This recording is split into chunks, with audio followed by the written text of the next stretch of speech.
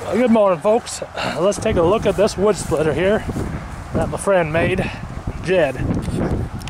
He got this big old cylinder out of a Michigan loader. Look how big that is on the trailer here. And he made himself a wood splitter.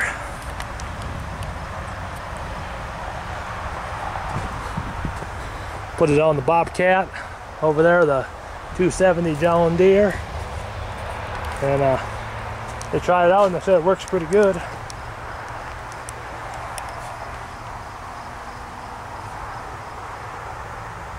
Got a 4-way on there.